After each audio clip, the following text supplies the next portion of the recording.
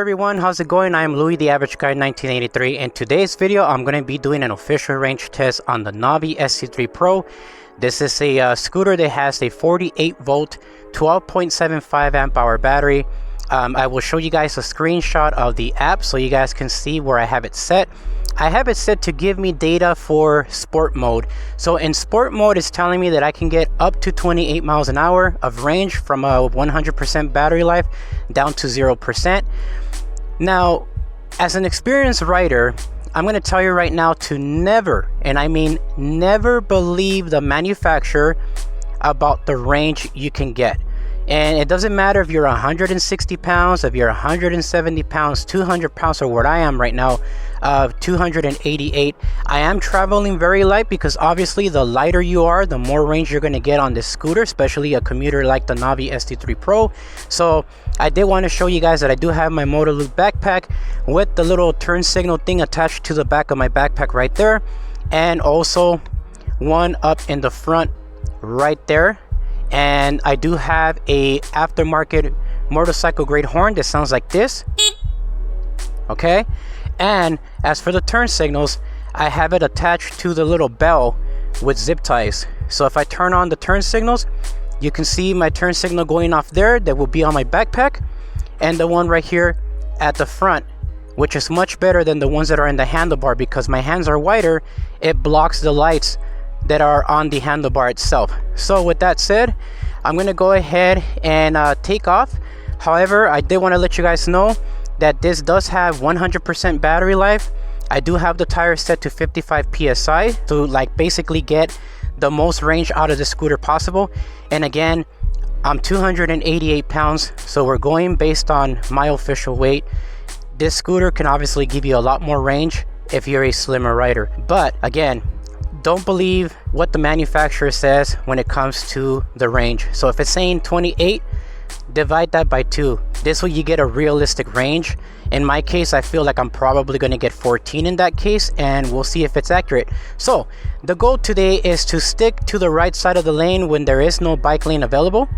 We're going to remain in sport mode no matter what, and we're going to see how far the battery takes us up to 0. And as soon as it reaches 60%, we're going to be turning around back from wherever we're at to come back to my house to see if I can at least make it with that range. So with that said, we're going to try to go from Highland Park to San Gabriel Valley. Usually I like to go up to Las Tunas Drive and Rosemead Boulevard. But again, as soon as we reach 60% under the app, we're going to stop where we're at and we're going to turn around. Alrighty guys, let's go ahead and do this. Alrighty, let's take off. Now this is a push to start scooter. You cannot disable that, unfortunately. So that does kind of suck that you can disable that. I did ask Navee, and Navee told me that unfortunately they have that set up so that this way it can be a safety feature for new riders. But Segway has that as well for the 9-Bot Max G2, and you can disable that from the app. So I feel like it would be a good idea or a nice idea to be able to like disable that from the app. But I noticed that it has, you know, the app has limitations, man, and it is unfortunate. So right now we haven't even been on here for a mile, and it's already telling me on the app that I have 27 miles to empty. So that just lets us know that we might get half of the 28 miles an hour. So if that's the case, you know, it is what it is. But yeah, I figured I would just let you guys know, man. But for safety gear, I do have my gloves on, the shoulder strap, as well as the knee pads.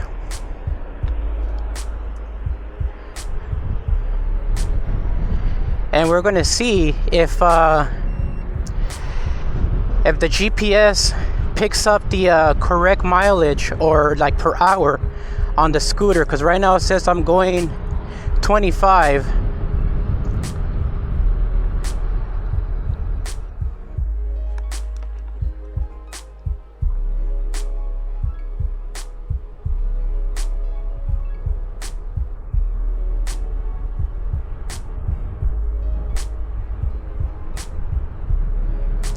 Okay, right now it says that we're going 20 miles an hour. 21.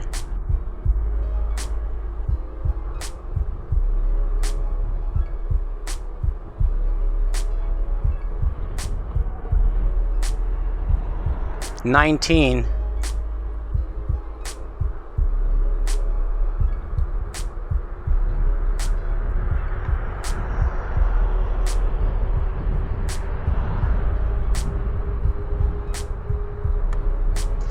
See how these brakes do? Okay, I'm starting to hear a little high-pitched sound coming from the rear brake, and the front of the drum sounds like it's making some crunchy, scrapey sounds, which is probably just it working. It is a drum brake.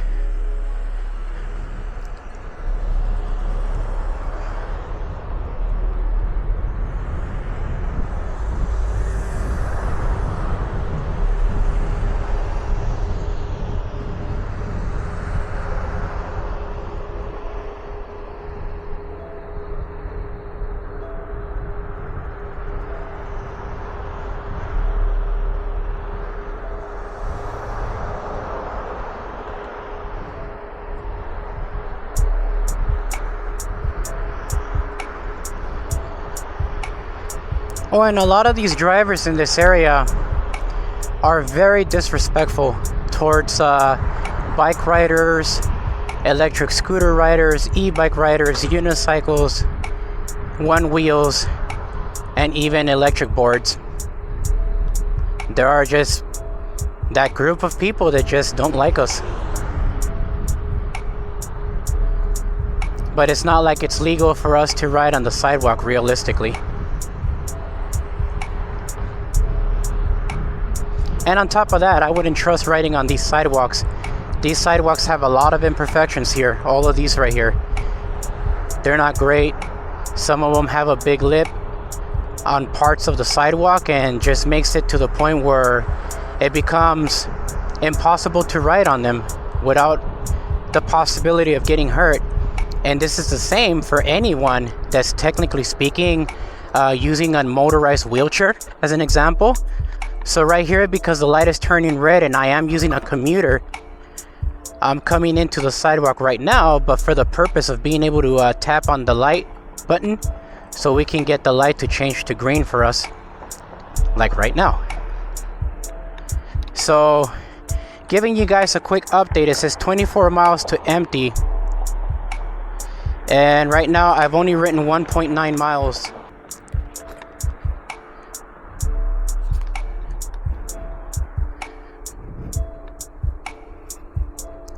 Alright, and we're going to keep going. Now we do have to stick to the right side.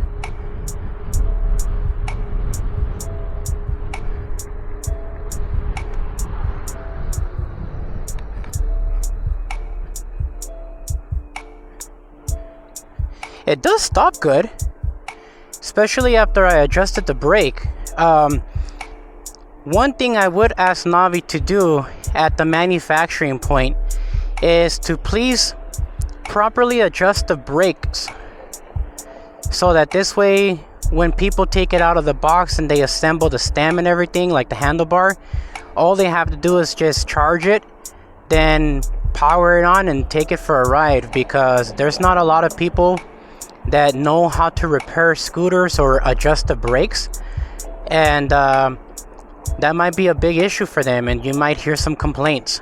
So I did have to adjust the brakes out of the box so they can feel tighter, and so that the brake line doesn't like bottom out to the handlebar, because that was happening at the beginning. So I do have the front brake and the rear brake adjusted.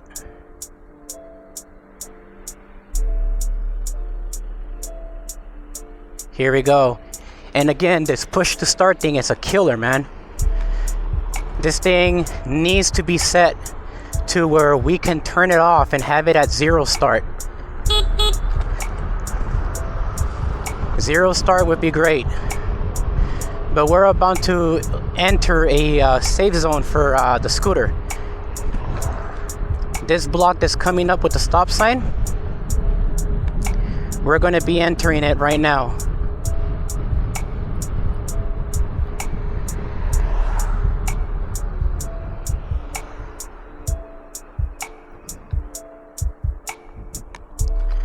Here we go.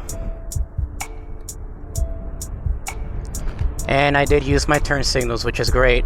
I do like having it attached to the backpack because it's more visible to people. And I have a brake-free light on the helmet to help with that gyroscope thing. Just having it on and it flashing, it's even good enough for people to see you. Now it says I'm doing 25 miles an hour, but I'm sure that realistically what I'm doing is 24. It does claim 24.9 miles an hour, so that lets them get away with having 24 miles on their GPS realistically. So I am in Pasadena, so what I'm going to do is I'm going to cut the video here, and I'll reach back out to you guys once I get to Alhambra. This way you guys can know that I made it there, and I'll give you guys an update on the app so you guys can see where I'm at, as well as battery percentage. Alrighty guys, so we're on Huntington Drive and Marengo Avenue. Alrighty ladies and gentlemen, and we have reached Alhambra off of Garfield Avenue and Main Street. Please go, lady, please. Thank you. This thing is not that quick, it's a commuter.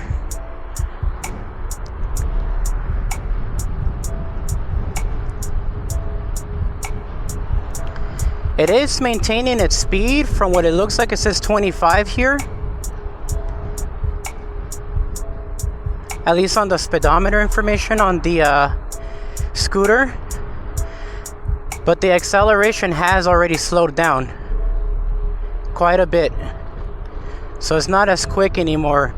But this is where I still wish that we had the option to set up a zero start.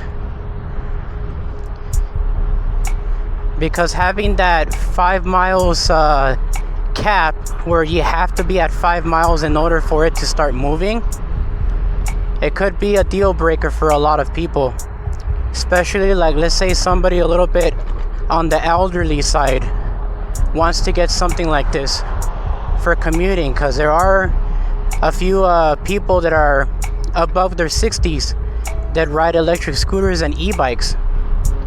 So if they want to do something like this, you know, you definitely need the option to turn off kick to start. Should be set to 0. If Segway can do it with the Max G2, then so should Navee through the app.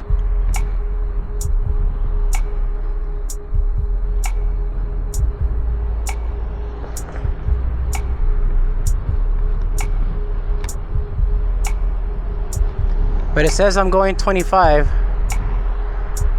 on the display.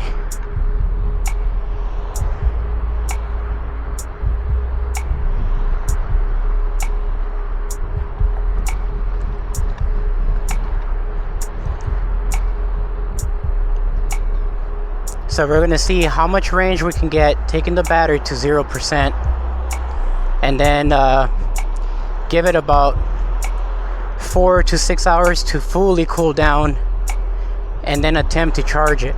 Because there was this one time where I took the scooter out for like 10 miles.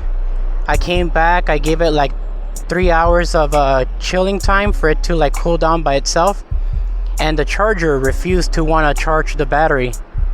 And it was because the battery temperature was still a little on the high side. So unfortunately, the BMS was not allowing the charger to charge the scooter.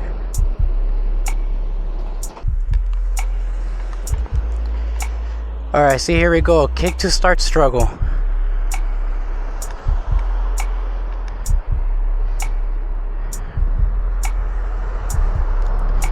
Yeah, that's one thing that I'm gonna have to give negative points for, is that this kick to start crap. We should be able to turn it off. We should be able to turn it off within the app, man. There's no reason why we can't turn it off. So Navee, you need to do an update on this thing to be able to do that, because that's not cool.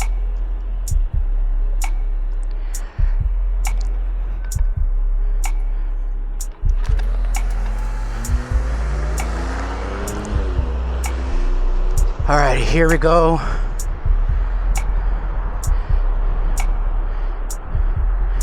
We're gonna see how far we can go with the 60%. So we are in San Gabriel Valley now. We're gonna be making it to San Gabriel Boulevard and Las Tunas in about a minute or less.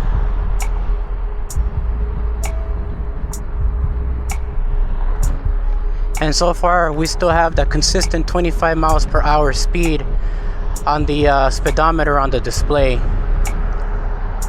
Let me get on this side right here as close as I can to the edge. Except when cars are parked here, that's what makes it more harder. I do wish that this city would give more of a bike lane space, but they don't have that option here. So we'll pull over right here on San Gabriel Boulevard and Las Tunas Drive just to see our battery percentage, because I want to take it down to 60 and then start turning around.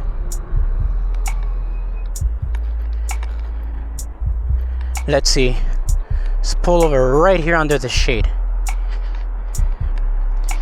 Okay, well, yeah, it's going to be time to pull back, guys. It says 57% battery life, 16 miles in. Let me take a screenshot of that real quick.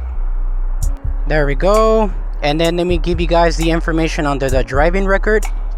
So driving record says I did 7 miles. Wow. So 7 miles, huh? With 20 minutes ride time, average speed 19 miles an hour. So I guess I am going to end up getting 14 miles of range, which is, what did I say earlier in the video? Half of the 28 miles. Yeah. Let's go ahead and walk it over here real quick, just so you guys can see this. So again, we're right here on San Gabriel Boulevard and Las Tunas Drive, not even down to Rosemead Boulevard that we make it, which is right over there on that side. But I mean, it's all right. Again, this is a, like I said before, 48 volt 12.75 amp hour battery.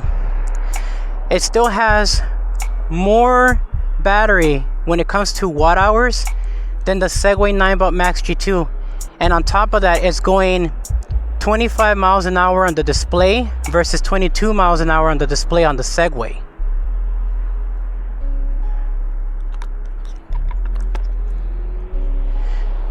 Oh yeah, and the acceleration has definitely reduced.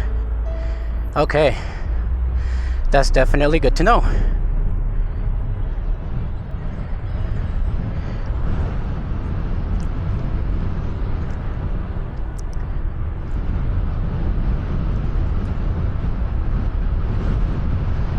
Good thing that we're heading back. Now, it's always good to get a feel for a range test when you go in both directions. It's never a good thing just to go one way. Always go in both directions, and whatever performance, including the range that I get today. For example, right now it says we're going 24 miles per hour on the display now, and now I'm going against the wind, guys. Now I really am going against the wind. Earlier I was actually going with the wind,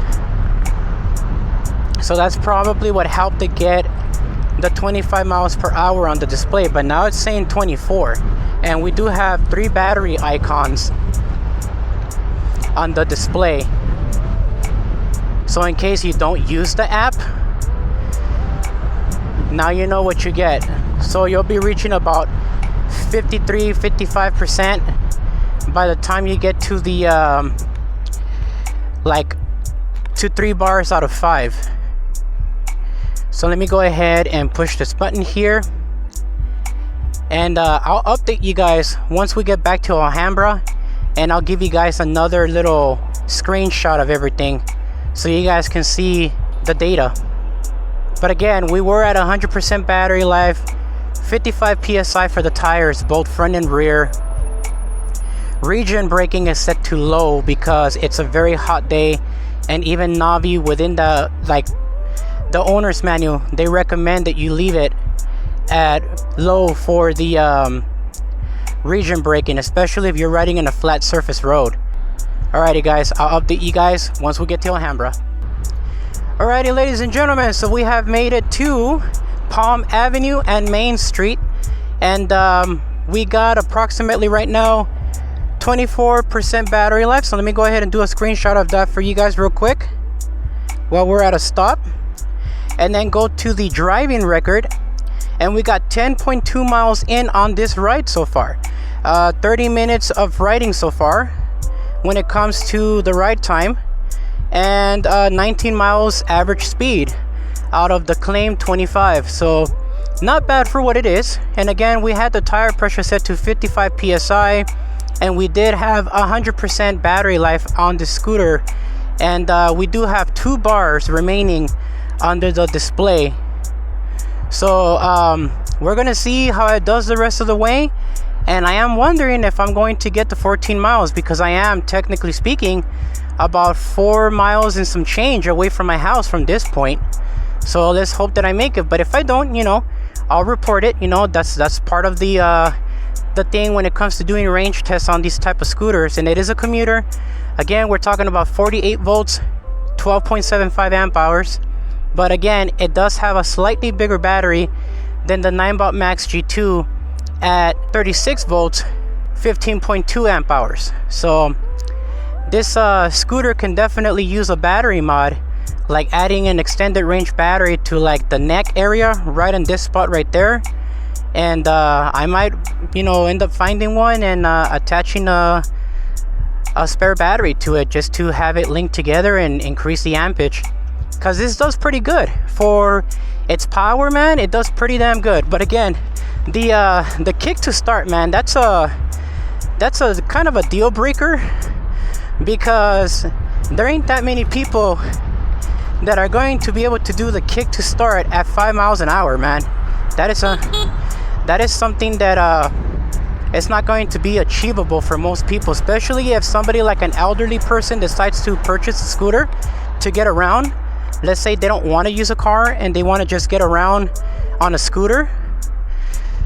You know, having to make them kickstart the scooter to 5 miles an hour before they can keep going may be very tiring for them. So I'm gonna go ahead and cut the video here, and once we get to Pasadena, I'll be sure to check up with you guys again so you guys can see more of the data information, and we'll keep going. But so far the scooter is doing good. Acceleration wise, it's been doing pretty decent. It's not the best, you know, but for a commuter, it's definitely outperforming the crap out of the Segway Ninebot Max G2. That's for sure. So I'm definitely liking this scooter quite a bit. Alrighty guys, I will let you guys go for right now, and I'll see you guys as soon as we reach Pasadena. Alrighty ladies and gents, and we've made it to Indiana Street and Monterey Road. We got approximately 3% battery life now, and we slowed down to 17 miles an hour or 16 miles an hour. It keeps flickering between 15 to 17 miles an hour, so I guess 16. We are starting to go slightly decline right now, so our speed should be increasing a bit. Yeah, see, now it says 24. But again, we got 3% battery life.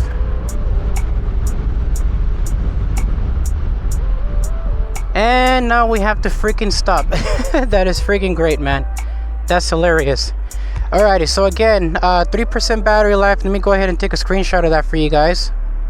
And let's take a look at the driving record. It says we've done 13 miles so far.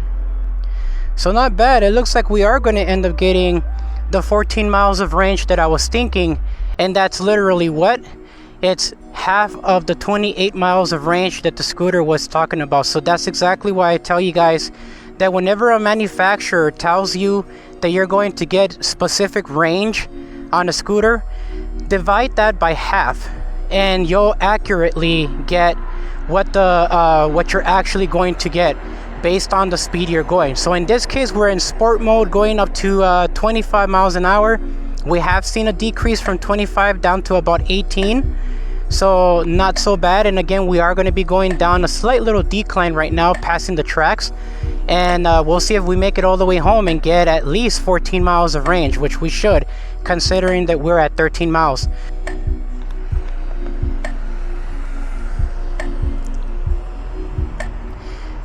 Alrighty guys, so yeah, the acceleration has definitely significantly slowed down, man. A lot. We are going now down the tracks. The suspension is really soft though, guys, for it being rubber suspension. It, again, man, even the rubber suspension outperforms the Segway Max G2 on its air suspension. So that's pretty crazy, man. So we are trying to get into the bike lane, though there are a few cars literally stepping their wheels into the bike lane. This is our safety zone here, and yet here we are with cars. You can see them literally not knowing how to drive and getting their wheels into the bike lane. But again, you know, that's exactly what keeps happening here. Okay, now we got 2% battery life. Alrighty, ladies and gentlemen, so we made it to San Pascual and York Boulevard. Now we're in Highland Park. We literally have 1% battery life remaining, 0 miles remaining, and we have 14 miles on the speedometer information. So it is unfortunate that this thing is starting to die out, but I mean, now we got 0% battery, but it's still going, so let's keep going. Let's see if I can make it as close as I can to my house. I'm about a block away.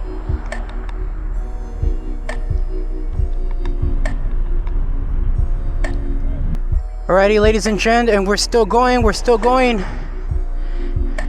It shows that we have 0% battery life and 0 miles remaining. But can we make it close to my house? Let's find out.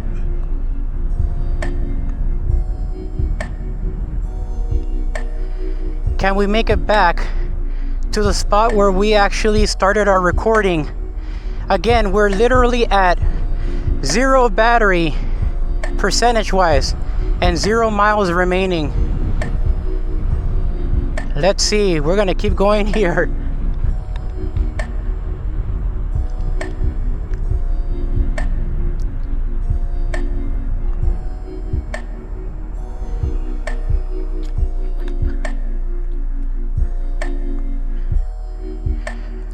All right, and we made it back.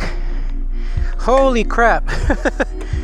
With the battery saying literally 0% battery life and 0% mileage. Okay, now let's look at the driving record.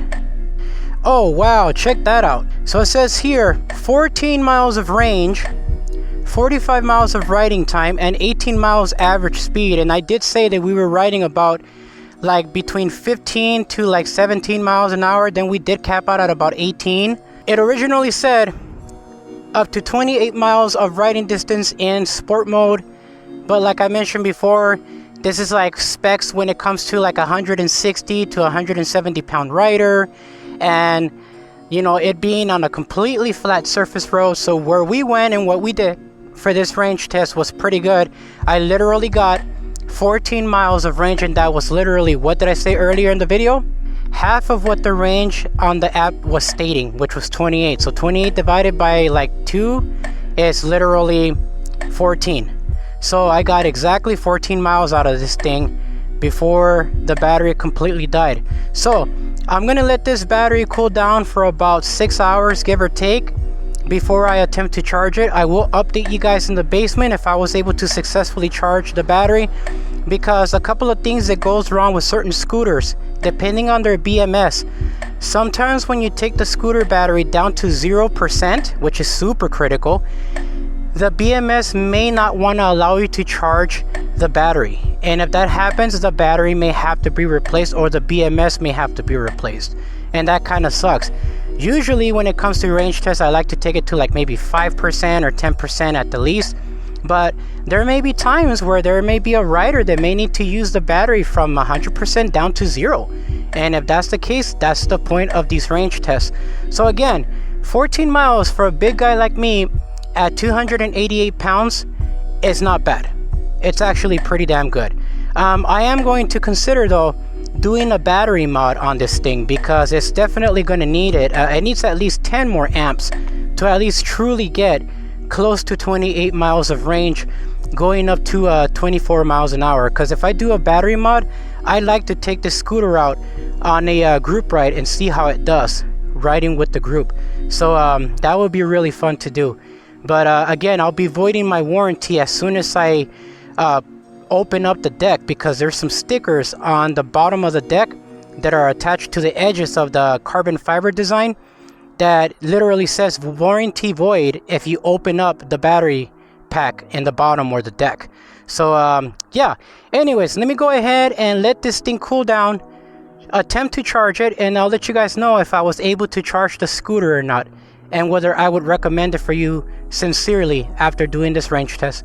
Alrighty guys, I'll see you guys in a bit. Alrighty everybody, and we have officially made it back into the basement, and I did want to talk to you guys about the scooter, give you guys my honest opinion about it. So let's start off first with the charging. This time I waited 4 hours instead of 3 hours to charge the battery, and it actually did start to charge at the 4th hour of cooling down the scooter inside of my house. The top of the deck where you stand your feet at was slightly lukewarm, but it accepted the charge, and I was able to charge the scooter in 8.5 hours, which now I'm going to talk to you guys about the complaints. Charging a 48 volt 12.75 amp hour battery in 8.5 hours is ridiculous. That is way too damn slow. So the scooter comes with a 1.5 amp hour charger. When I first did my initial impressions on the scooter and I mentioned possibly Navee getting a fast charger, they still have not done that. I went to their website. They have a lot of parts available, like the motor, the sine wave controller, the battery replacement, several things, even the stock charger, but not a replacement fast charger that you can upgrade for yourself at an extra charge. That could be a deal breaker for some people, because if they use it on a daily basis as their main commuter, let's say they don't have a car for X reasons, and they use a scooter to go to the grocery store, to go to a doctor's appointment, to go to work, or to go to school, college, whatever it is you're attending, you need to be able to charge your scooter right away so that you can use it for your next errand. And at 1.5 amp hours, that's really low. So in my case, I do basically get fast chargers and modify the plugs so that they can work with scooters. So I have plans in buying a 4 amp hour charger that has a built-in cooling fan. I'm going to cut the original plug that's there, and I'm going to install the original plug that's on the Navee's charger into the new fast charger and see if that works, and I'll report back to you guys in another video. Charging at 1.5 amps is ridiculously low. On top of that, because the charger was charging for 8.5 hours, that charging brick was really hot to the touch, to the point where I can probably cook an egg on top of the charger. That's how hot it was, because it has no internal cooling of any kind. That is a little bit of a concern. I feel like if anything, the charger is probably going to go out first before the battery does when it comes to charging, especially if it gets that hot. Just keep that in mind when it comes to the charging. As for the battery, 12.75 amp hours, I did end up opening up the deck, so I voided my warranty already. But I opened it because I wanted to see just how big the battery was, as well as the way the sine wave controller was mounted. And there's space in that deck to put another set of rows of battery cells to make the battery 48 volts 15 amp hours, which would definitely give me at least 16 miles of range at my current weight of 288, and an increase significantly for anybody else that's a slimmer rider. So for my case, I feel like I'm going to be modifying the battery, or at least adding a range extender to the Navee ST3 Pro. I do like the scooter. I actually like that it kept its top speed for a very long time. We went past 50% battery life, like going below it, and it still maintained 24 to 25 miles an hour, and I was really impressed with that. especially looking at it under the GPS while I was editing the video. And I was very impressed because the only thing that did reduce with the battery going down in voltage was just the acceleration, but the top speed was still there. So that was impressive for someone like me at 288 pounds. I can't even tell you guys that with the Ninebot Max G2, because the Ninebot Max G2 started losing acceleration and speed as soon as it went down below 80%. So that's just, you know, something to take into account. So Navee's, you know, doing a pretty good job on that. But again, the amp hour of the battery, 12.75, is a little on the low side. It's still more than the Segway Ninebot Max G2, but less than other scooters in its like category and new price range. So that's another thing I wanted to talk to you guys about. When I first started promoting the scooter was for $680 with my discount code TAG193. Now the pricing has gone up to $807.50. You can see the screenshot right there. And now at that price point, even with my discount code, it's starting to get into the danger zone where it could be a deal breaker for some people, because there are other scooters out there like that one scooter from Awesome that's like a dual motor, and it's like, I think a same 48 volt system. It goes a lot faster, and it has a price point of $899. So about $100 more and you can get yourself a dual motor scooter versus a Navee ST3 Pro. So that's, you know, you're getting into that category where you really shouldn't be upping the price, Navee. So take this as a fair warning that you may lose out on sales if the price continues to go up. So I would say $807.50, like you see on the screenshot here, should be the max that a person should have to pay for a Navee ST3 Pro. And that's just my honest opinion. But overall, performance wise, it did really good. I am going to figure out a way to make my own fast charger for it and an extended range battery to add to the existing battery that's in the deck. I've done it before several times actually, so it's not something that I'm new to. So I'm gonna see if I can get it done on the Navee. On the Segway Ninebot Max G2, it was practically impossible. It kept going into charge mode by itself, so I just removed the battery and I took off the mod. So nobody really knows about it until now. You're hearing about it. But yeah, that didn't work for that scooter, but hopefully it'll work for the Navee. So if you do plan on getting a Navee ST3 Pro, please consider supporting this channel using my discount code TAG193 like you see here, and save yourself $142.49 off your Navee ST3 Pro, and save a little bit of money instead of paying full price. So with that said, my friends, if you guys have any questions at all about the Navee ST3 Pro, please comment down below. Remember that this is for the USA model, which was also able to be unlocked to its full potential. If you are outside of the USA, in all honesty, you may be out of luck when it comes to unlocking the power of the Navee ST3 Pro to 24 to 25 miles an hour. So with that said, I will let you guys go. Thank you very much for joining me on this video, and I hope you found it informative and useful. I will see you guys on the next video. Peace for now.